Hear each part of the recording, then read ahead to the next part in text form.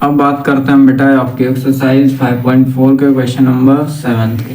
Question number 7 है in R right triangle A B C, ठीक है, जिसमें एंगल भी क्या है आपका 90 डिग्री है, ठीक है। तो आपको बताना है if A B is equal to 6 centimetre, B C 8 centimetre, तो फाइंड करना है आपको ए सी, ठीक है। उसके बाद सेकंड है आपका if A C is equal to 13 centimetre, B C 5 centimetre, तो फाइंड ए बी, ठीक है। ये आपको फाइंड करना है। और यदि हिंदी की बात करें तो हिंदी में हो जाएगा ये बेटा आपका कि किसी समकोण त्रिभुज ए बी सी में एंगल बी, ठीक है, कोण बी जो है आपका 90 डिग्री हो, और यदि आपको ए बी कितना दिया है 6 सेंटीमीटर दिया है और बी सी आपका 8 सेंटीमीटर दिया है, तो आपको ए सी ज्ञात करना है। और यदि दूसरा पार्ट है इसी क्वेश्चन का ए सी बराबर 13 सेंटीमीटर हो, बी सी बराबर 5 सेंटीमीटर हो, तो आपको ए बी ज्ञात करना है। चलो तो अब हम ज्ञात करते हैं कैसे करेंगे। सबसे पहले जो फिगर दिया है बेटा वो बना लेते हैं, ठीक है। आपको क्या दिया, राइट ट्राइंगल, तो राइट ट्राइंगल ये इस टाइप से बनेगा, ठीक है, जिसमें कि आपका बी जो है वो क्या है 90 डिग्री, यहाँ पे आपका 90 डिग्री बन रहा है, ठीक है। क्या बन रहा है यहाँ पे 90 डिग्री बन रहा है। तो ये आपका हो जाएगा ए और ये सी, तो ए बी सी 90 डिग्री है। अब फर्स्ट क्वेश्चन में आपको दिया है, क्या दिया है कि इफ ए बी जो है वो 6 सेंटीमीटर, ए और बी इसका 6 सेंटीमीटर है, 6 सेंटीमीटर, और जो आपको बी सी दिया है बेटा वो 8 सेंटीमीटर दिया है। तो आपको जो है ये फाइंड करना है ए सी।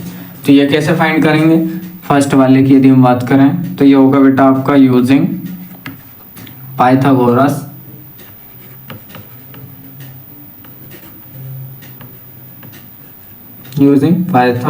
थ्योरम,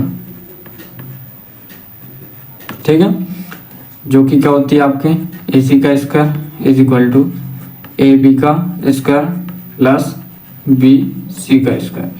तो यहाँ पे आपका हो जाएगा ए सी का स्क्वायर इज इक्वल टू 6 का होल स्क्वायर प्लस 8 का होल स्क्वायर।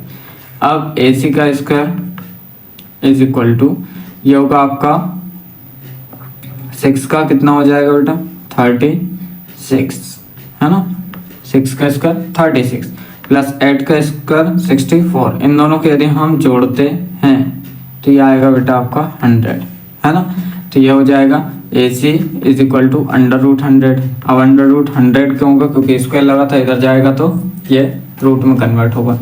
अब इसको हम लिख सकते हैं 10, क्योंकि ये 10 का परफेक्ट स्क्वायर होता है। तो ए सी की वैल्यू क्या आएगी बेटा, यहाँ पे लिख देते हैं ए सी जो है आपका 10 सेंटीमीटर होगा, ठीक है। आया सभी को समझ में। अब फर्स्ट के बाद बात करते हैं सेकंड क्वेश्चन की, है ना। सेकंड भी आपका राइट एंगल है, राइट ट्राइंगल है, सॉरी, ठीक है।